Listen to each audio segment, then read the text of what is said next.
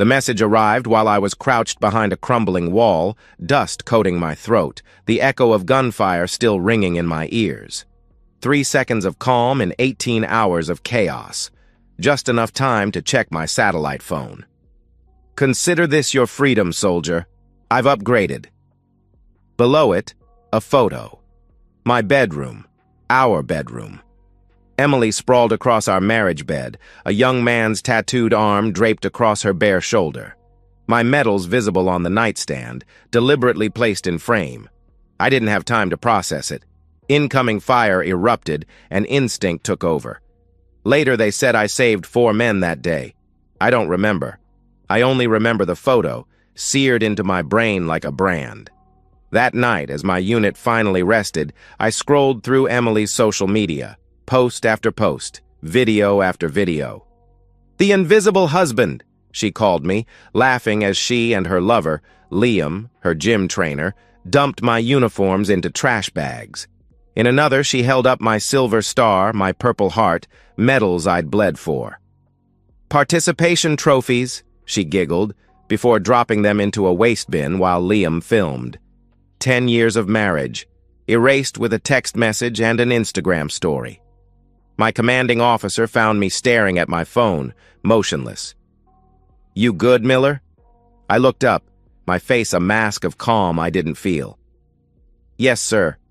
Just received some intelligence from home." He nodded, understanding in his eyes. He'd seen it before. "Whatever it is, compartmentalize. Deal with it later. Right now, your brothers need you present." I nodded, slipping the phone away. "Already handled, sir." And in a way, it was. Because what Emily didn't know, what she couldn't have imagined, was that I'd been preparing for war my entire life, and war had just come home. I met Emily during my second tour. I was 25, already a staff sergeant with the Rangers, home recovering from a shoulder wound. She worked at the hospital where I did physical therapy, a civilian administrative assistant with laughing eyes and a smile that made me forget the pain. "You military boys," she'd said the first time we spoke. "Always so serious." "Ma'am, when you've seen what I've seen, serious becomes your default setting." She'd leaned in, her perfume like a promise. "Then maybe you need someone to help you find a new setting." 6 months later, we were married. Small ceremony, just family and close friends. My battle buddy stood beside me, and Emily glowed in a simple white dress that still haunts my dreams. "I'll always be your safe harbor," she'd whispered during our vows. "Your home will always be with me." I believed her. God help me. I believed her with every fiber of my being. For 8 years, we built a life. I rose through the ranks, deployed and returned, each homecoming sweeter than the last. We bought a house in Colorado Springs, 4 bedrooms, anticipating children that never came. Emily said she wasn't ready. I respected her choice, never pushed. When I was selected for a special operations unit, the deployments became longer, the missions classified. Emily said she understood. "I'm proud of you," she'd say, kissing me goodbye. "I'll be right here waiting." Before my last deployment, 12 months, deep cover operations, I made sure everything was in order, updated our wills, secured our finances, signed trust documents. My sister Catherine, a corporate attorney, helped with the paperwork. "Are you sure about all this, Jay?" she'd asked, eyebrow raised as I signed the documents transferring our major assets into a blind trust under her management. "It's just precautionary," I told her. "If something happens to me over there, Emily will be taken care of, but protected from making emotional financial decisions." Catherine's eyes had narrowed. "And if something happens here?" I'd dismissed her concern. "Emily's my wife, my partner, my home." Catherine had sighed but finalized the documents. "I hope you're right, little brother." 3 days later, I deployed, still believing in the sanctity of those vows we'd exchanged under summer skies. 3 weeks later, Emily began the process of erasing me from her life. Looking back, I should have seen the signs. the increasingly brief video calls, the vague answers about our bank accounts, the new clothes, the changed hairstyle, the gym membership she'd mentioned casually, emphasis on her amazing personal trainer. But I was 12,000 miles away, focused on keeping myself and my men alive in terrain where a moment's distraction meant death. A month into my deployment, my battle buddy Torres forwarded me a message from his wife. "You might want to see this, brother." A video from a mutual friend's birthday party back home. Emily in the background, hanging on a young man I didn't recognize, his hand resting too low on her back, her laughter too intimate. I told myself it was nothing. An awkward moment caught on camera. I trusted Emily. 2 months in, the bank notification. A withdrawal of $15,000 from our joint savings. When I managed to get her on a video call, her explanation seemed reasonable. "The roof needed emergency repairs, babe. Water damage. I didn't want to worry you." I believed her, even when her eyes didn't quite meet mine, even when she changed the subject to her new fitness routine, courtesy of her trainer Liam. 3 months in, the midnight call from Catherine. "Jay, Emily asked me about the house deed yesterday. Wanted to know if she could refinance." "What did you tell her?" "Nothing yet. But Jay, something doesn't feel right." I dismissed it. She's probably just looking at options, maybe planning a surprise for when I get back. 4 months in, I couldn't ignore it anymore. The Instagram posts she didn't realize I could see. The credit card statements showing dinners for 2 at restaurants we'd reserved for our special occasions. Hotel charges in cities where she had girls' weekends. I reached out to Mark Reeves, an old Army buddy who'd become a private investigator. Asked him to keep an eye on things. His first report arrived with photos that turned my stomach. Emily and Liam entering our home. Emily wearing the diamond earrings I'd given her for our 5th anniversary. Liam driving my car. "Want me to dig deeper?" Mark had asked. "Everything," I'd replied. "Document everything." By month 5, I had a secured cloud folder filled with evidence. Photos, videos, financial records. Emily and Liam emptying our joint accounts. Emily showing off new jewelry on social media. "Gifts from someone who actually sees me," the caption read. Emily giving Liam keys to my home gym, my man cave, spaces that had been mine alone. And then, the anniversary text. The final confirmation that the woman I'd loved, the woman I'd built my life around, had never truly existed at all. The realization didn't come as a thunderclap, no dramatic moment of sudden understanding. Instead, it settled over me gradually, like the desert dust that coated everything in my world. It happened during a rare moment of quiet. Our unit had set up camp in a hidden valley, waiting for extraction after a grueling 3-day mission. I sat alone, watching the stars emerge in an alien sky, scrolling through the latest update from Mark.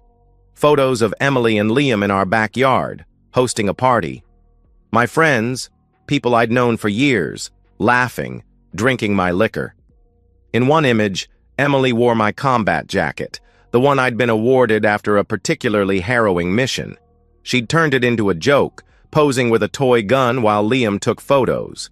Something broke inside me, not loudly, not dramatically, just a quiet, final severing of whatever emotional ties had kept me tethered to the idea that there might be something worth salvaging.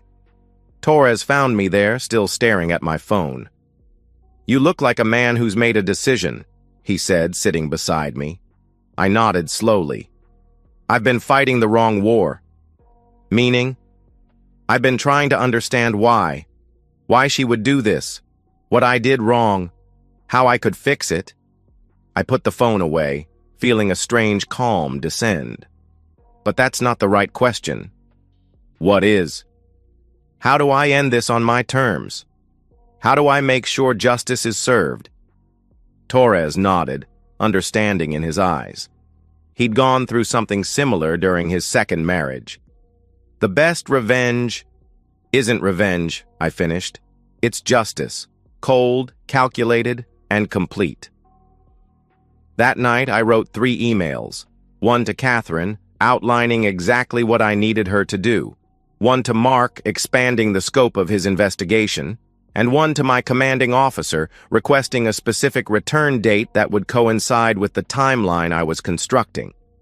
For the first time since receiving that text, I slept without dreams. The next morning, I rejoined my unit with a clarity I hadn't felt in months. The mission had changed, but the objective was the same: victory, at all costs. Over the next 7 months, I built my case with the same precision I'd used to plan a military operation. This wasn't about emotion. This was about strategy. Catherine became my primary asset, managing the legal architecture. The trust we'd established before my deployment had been designed as a safeguard against my death. Now, it became the foundation of Emily's downfall. "She has no idea," Catherine confirmed during one of our encrypted calls. "She thinks she's living off your military pay and the joint accounts. She doesn't realize the house, the cars, everything of value. It's all in the trust now." Mark continued his surveillance, building a comprehensive record of Emily's betrayal, financial malfeasance, property damage, defamation, each offense meticulously documented and time-stamped. "She's planning something big," he reported in month 9, "talking about a destination wedding, Bali or Fiji. She's meeting with travel agents, looking at venues online." "Let her plan," I replied. "Let her dream." Meanwhile, I cultivated relationships with key personnel at the local media outlets. Anonymous tips about the wife who mocked her deployed husband, hints about a scandal brewing, building interest without revealing my hand. In month 10, Emily made her move. "She's trying to refinance the house," Catherine reported. "Wants to pull $200,000 in equity. Told the bank it's for home improvements, but I've seen the travel bookings." "Let her get to the final paperwork," I instructed. "Let her think it's a done deal." The timing had to be perfect. I arranged my return stateside to coincide with the closing date she'd set for the refinance. No welcome home celebration, no advance notice. Just the cold precision of justice served at the moment of her greatest confidence. 2 days before my scheduled return, I had Mark contact the local news station. An anonymous tip about a developing human interest story. A decorated soldier returning home to shocking betrayal. The producer bit immediately. "We'll have a crew on standby," Mark confirmed. "Just give the word." The final piece fell into place when Liam's past surfaced in Mark's investigation. A history of targeting wealthy women. 2 previous relationships with married women, both ending once their assets were liquidated. "He's a professional," Mark explained. "Finds vulnerable women, isolates them, then bleeds them dry." "Does Emily know?"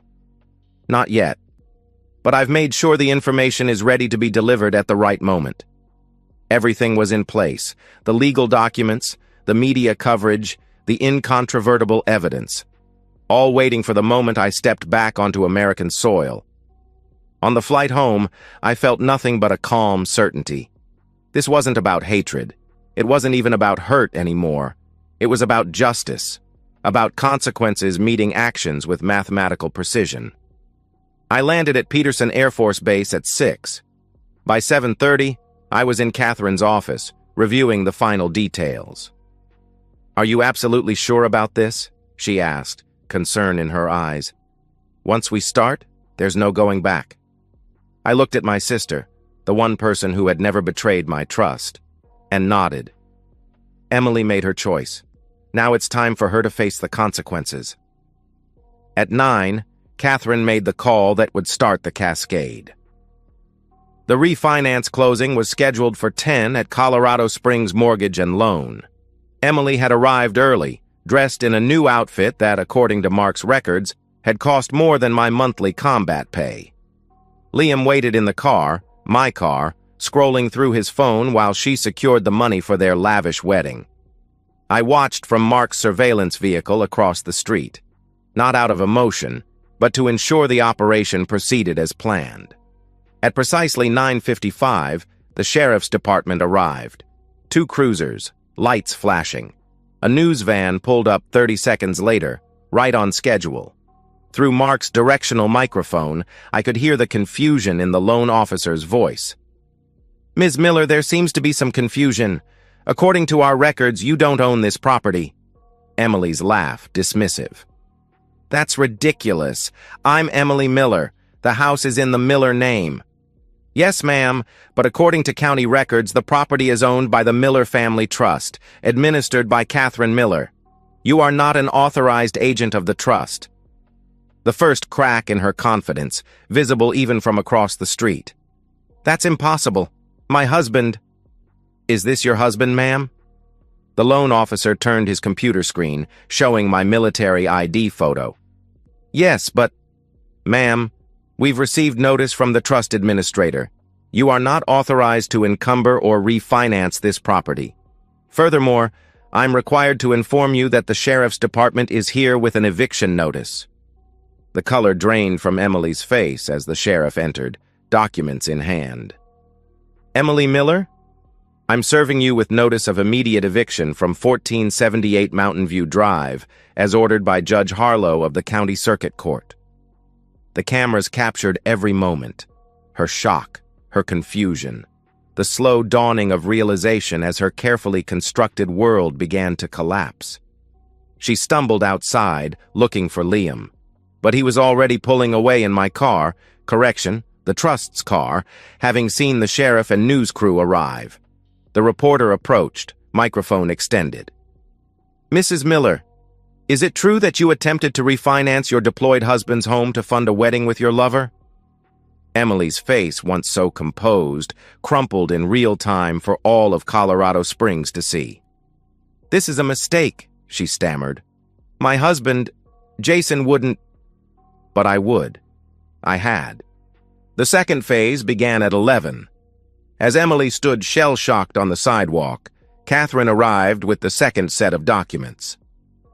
"Emily," she said, her voice professionally detached, "as administrator of the Miller Family Trust, I'm required to inform you that all joint credit accounts have been frozen pending investigation of unauthorized expenditures. Additionally, the vehicles registered to the trust have been reported stolen and are being recovered by law enforcement."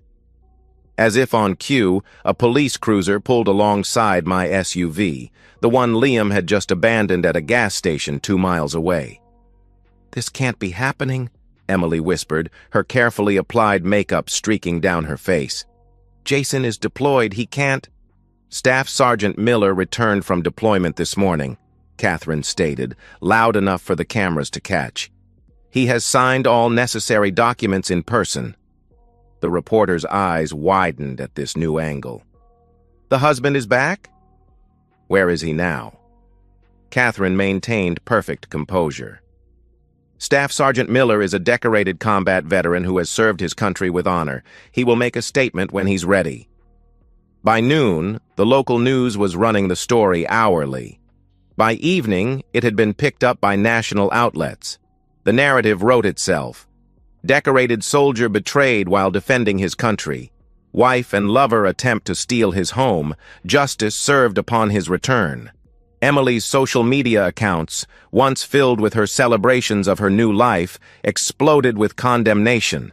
The very photos and videos she'd posted mocking me were reshared thousands of times, now with a very different context. Phase 3 began the following morning. Liam, realizing the money train had derailed, sent Emily a text ending their relationship. Mark had ensured a copy was forwarded to my secure server within minutes. "This is too much drama. I'm out. Don't contact me again." By afternoon, Emily had been reduced to calling friends for a place to stay. The same friends who had partied in my home, who had witnessed her betrayal and said nothing. One by one, they declined. "No one wants to be associated with what you did," one former friend texted. "It's all over the news. My husband's in the National Guard. How would it look?" By evening, Emily was checked into a budget motel, using the last of her personal credit card's available balance. The card linked to our joint account had already been deactivated. The final phase would come the following week, in divorce court. But first, I had one more operation to execute. I could have avoided her entirely, could have let the legal system and public opinion finish what I'd started. But something in me needed closure, needed to look in her eyes one last time. I chose the motel parking lot, neutral territory. Mark had confirmed she was inside, had been there for 3 days, leaving only for her shift at a local diner, the only place that would hire her after the news stories broke.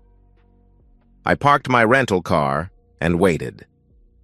At 16:45, she emerged, dressed in the black pants and polo shirt of her new employer.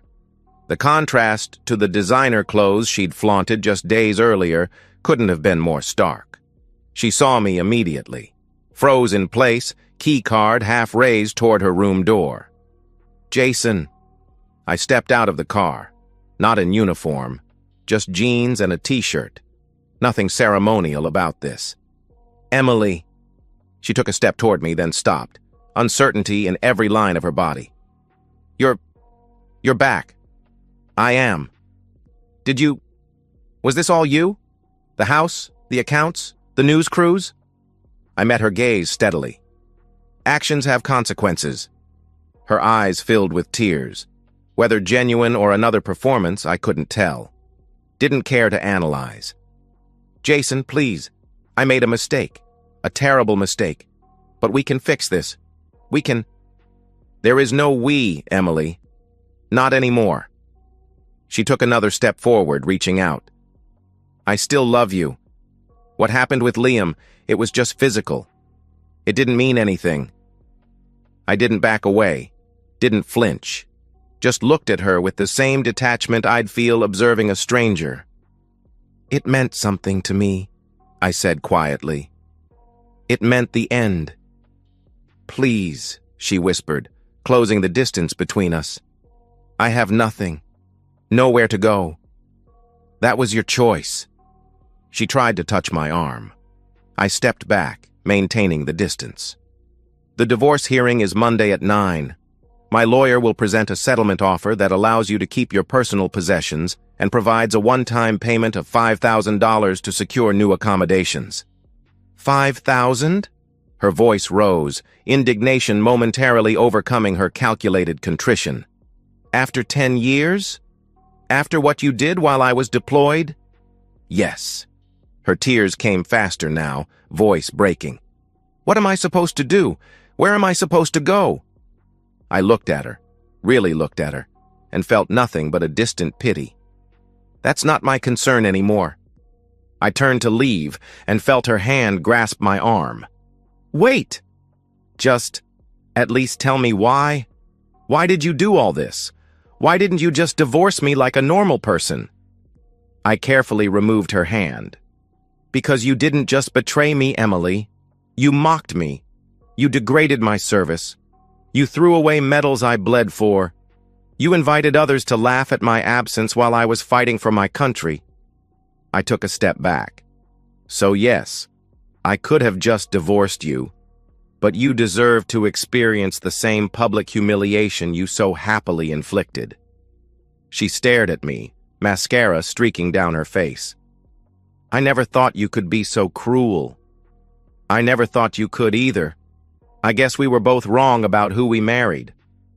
I walked back to my car without looking back. In the rearview mirror, I could see her standing exactly where I'd left her, shoulders shaking with sobs that no longer held any power over me. It was finished. The divorce proceedings were brief. My attorney presented the evidence: financial records, social media posts, testimony from the private investigator. Emily, represented by a court-appointed lawyer after all her assets had been frozen, offered little defense. I chose to wear my full dress uniform, not for theatrics, but because it represented who I was, who I had always been: a soldier, a man of honor, someone who had sworn to defend something greater than himself. Emily appeared in clothes borrowed from a cousin, the only family member who hadn't completely abandoned her. She looked small, diminished. The confident, laughing woman who had sent that cruel text message was nowhere to be seen. The judge, a Vietnam veteran himself, reviewed the evidence with undisguised disgust. The court finds overwhelming evidence of financial malfeasance, emotional cruelty, and breach of marital contract, he stated. The proposed settlement from Staff Sergeant Miller is, frankly, more generous than this court would have ordered under the circumstances. When asked if she accepted the terms, Emily's voice was barely audible. "Yes, Your Honor." Throughout the proceeding, I never once looked at her, never acknowledged her presence. She was a stranger now, someone I had once known but no longer recognized. As the judge finalized the divorce, granting me full restoration of all assets and the symbolic $5,000 payment to Emily, I felt no triumph, no vindication, just a quiet finality, like closing the cover on a book I would never open again. Outside the courthouse, reporters waited.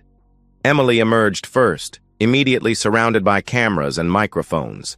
I exited through a side door, avoiding the circus, but not before hearing her first broken sob as the reality of her new life fully descended. Catherine met me at my car. "It's done," she said, handing me the final paperwork. "The trust will transfer everything back to your name by the end of the week." "Thank you." I hugged my sister, the one constant through the entire ordeal. "For everything? What will you do now?" I looked past her, toward the mountains that had once represented home. "Transfer to Fort Benning. Fresh start." "And Emily?" I shrugged. Not my concern anymore. As I drove away, I caught one last glimpse of her in my rearview mirror, surrounded by cameras, mascara streaming down her face, calling my name as I disappeared from her life as completely as she had tried to erase me from hers. 3 years later, I sat on the deck of my new home in Georgia, watching the sunset with a quiet contentment I hadn't felt in years.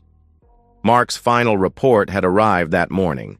Emily Miller, now working as a waitress in a highway diner outside Denver, living in a shared apartment with 2 other women, drowning in debt from the lawyer she'd hired to try to contest the divorce after the fact.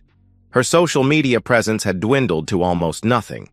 The few recent photos showed a woman aged beyond her years, the sparkle gone from her eyes, replaced by a wariness that comes from hard lessons learned too late. Liam had moved on to another target, a divorced real estate agent with a healthy portfolio. But his methods had been exposed during Emily's public downfall. His new relationship had ended quickly when his girlfriend's brother recognized him from the news stories. As for me, I had found my peace. Not in the destruction I'd engineered, but in the justice of it. In the knowledge that betrayal had met its consequence. That honor, in the end, had prevailed. I closed the report and deleted Mark's email. The last thread connecting me to that chapter of my life, severed with a single keystroke. Inside, dinner waited. A quiet evening ahead with a book I'd been meaning to finish. Tomorrow, I would return to base, continue training the next generation of soldiers. Men and women who understood concepts like loyalty, honor, commitment. The concepts that had saved me in the end. Not from Emily's betrayal, but from allowing that betrayal to destroy who I was. I had gone to war, but I had come home whole. Not to the woman who had promised to be my harbor, but to the man I had always been. The man I would continue to be. Mission complete indeed. And so, we've reached the end of today's story. Was it what you expected, or did it take a twist you didn't see coming? I'm curious to hear your thoughts. Share them in the comments below, and let's get a conversation going. If this story kept you hooked, make sure to hit that like button. And if you're new here or just haven't subscribed yet, now's the perfect time to join our community. I bring you fresh, captivating stories every day, so click that subscribe button and turn on notifications so you never miss out. Thanks for watching, and I'll see you in the next one.